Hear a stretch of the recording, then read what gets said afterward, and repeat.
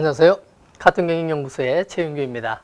생각의 융합력, 이제 벌써 7번째 시간입니다. 오늘은 놀이와 노동이라는 주제로 한번 말씀드리려고 합니다.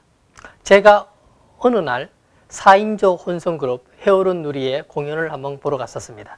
4명이 나와서 아마 10몇 가지 악기를 다루면서 노래를 하는 공연이었습니다. 노래 중간중간에 멘트를 하는데 가수 한 명이 이런 멘트를 합니다. 풍선은 혼자서는 커질 수가 없어요. 누군가 반드시 후 하고 불어주어야 됩니다. 그런데 어떤 사람들은, 어떤 풍선들은 자기 힘으로 커진 게 아닌데 점점 커지면서 지 마음대로 딴 데로 날아가려고 해요 라고 얘기를 합니다. 그리고 또 이런 말을 합니다. 가수가. 그런데 그 풍선 속에 무엇이 들어있느냐에 따라서 하늘에 두둥실 떠다닐 수도 있고요. 때로는 뻥 하고 터지기도 하고, 터졌을 때 그 속에 있는 것들이 지상에 뿌려지기도 하지요 라고 말을 하는 겁니다. 생각도 마찬가지입니다. 상상력도 마찬가지입니다. 혼자서는 내 생각이 절대 커질 수 없습니다. 먼저 머릿속에 무언가를 집어넣고 다른 사람들과의 경험을 통해서 쌓았던 것, 그 모든 것을 내가 받아들여서 나만의 풍선을 만들어내는 것입니다. 내가 집어넣는 것들이, 무수한 많은 것들이 훗날 새로운 융합으로 뻥 하고 터지면서 지상에 뿌려질 것입니다. 그게 바로 생각의 힘입니다. 풍선처럼 내 머릿속에도 어떤 것을 집어넣느냐에 따라서 나의 생각이 세상을 이롭게도 하고 또는 세상을 해롭게도 하는 것이죠. 그래서 폭넓은 경험과 다양한 관점이 필요합니다. 다산 정약용은 아들에게 보내는 편지에서 이런 대목을 썼습니다. 소매가 길어야 춤을 잘 추고 돈이 많아야 장사를 잘 하듯이 머릿속에 책이 5,000권 이상 들어있어야 세상을 제대로 뚫어보고 지혜롭게 판단할 수 있다라고 얘기합니다. 다산경약의 그의 얘기처럼 내 머릿속에 수많은 다양한 지식과 경험들 가지고 있을 때 이 세상에 뿌려지는 풍선 같은 이 조화로운 그리고 도움이 되는 그런 풍선 역할을 할 수 있는 것이죠. 그래서 다양한 생각을 나타내기 위해서 2가지 관점 사례를 한번 설명해 볼까 합니다. 첫 번째 관점, 자취하는 사람은 항상 배고프다. 이건 제가 겪은 일입니다. 고등학교, 대학교 시절 때 자취해 보니까요. 언제 밥 먹을지 모르니까 먹고 돌아서면 배가 또 고프고, 그리고 기회가 될 때 또 많이 먹어야 돼요. 그런데 부잣집 애들은 상대적으로 적게 먹습니다. 실제 실험을 한번 해봤습니다. 방송국에서 카메라를 놓고 실험을 했더니 돈이 많고 먹을 것 많은 사람들은 그렇지 않은 사람에 비해서 음식을 덜 먹고 음식을 남길 확률이 되게 많대요. 왜 그렇습니까? 정답은 하나밖에 없습니다. 언제든지 먹을 수 있기 때문입니다. 2번째 관점, 아이가 놀고 있습니다. 장난감 레고를 가지고 막 성을 쌓고 있어요. 큰 성을 만들고 있어요. 그때 엄마가 지나가면서 한마디 얘기합니다. 아이에게. 얘야, 성을 다 쌓으면 밥을 줄게. 그러자 아이가 그때부터 안 놀아요. 왜냐? 엄마가 밥을 준다고 얘기를 하자마자 아이는 레고가 재미가 없어졌습니다. 이제는 놀이가 아니라 노동이 되어버렸기 때문이지요. 스스로 해야 재미있고 스스로 해야 놀이가 되는 것입니다.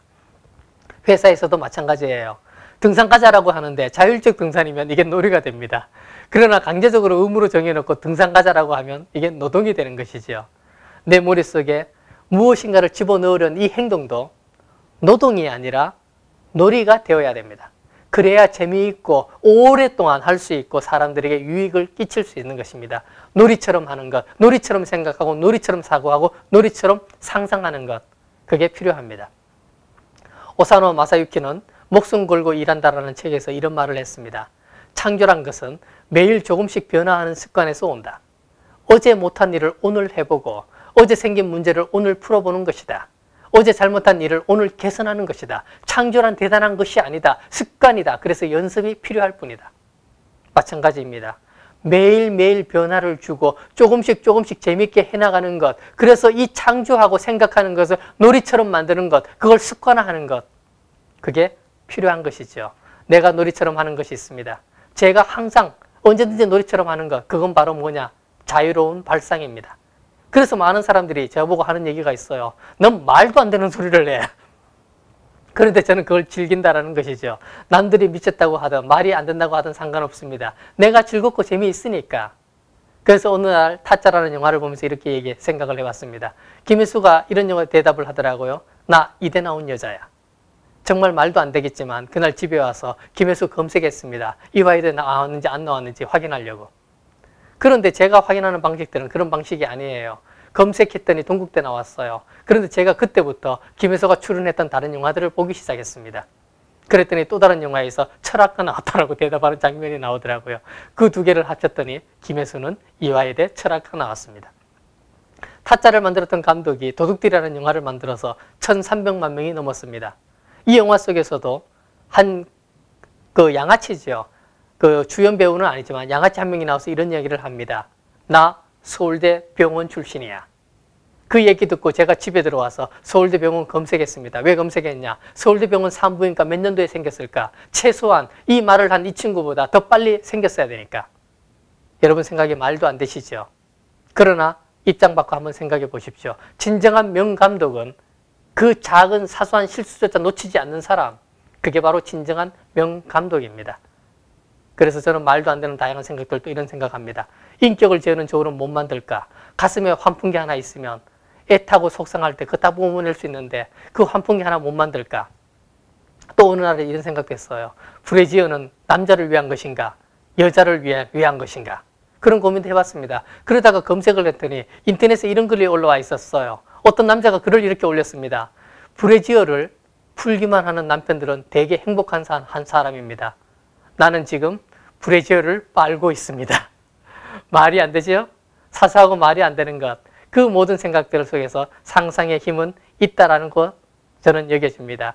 많은 사람들에게 브래지어로 뭘 할 건가 물어봤더니 팔꿈치 보호대로 써요. 무릎 보호대로 써요 라고 얘기합니다. 그런데 미국인 한 사람은 이런 생각했네요. 시카고 방재관리연구소장인 엘레나 박사입니다. 이 사람은 비상시에 브래자 2개를 분리해서 입을 가리는 비상용 마스크를 만들어야 되겠다. 그래서 이 사람은 그 비상용 마스크를 가지고 그의 이그 노벨상을 받았습니다. 생각을 즐기십시오. 그리고 생각을 놀이처럼 하십시오. 이게 바로 창의성과 융합의 기본입니다. 감사합니다.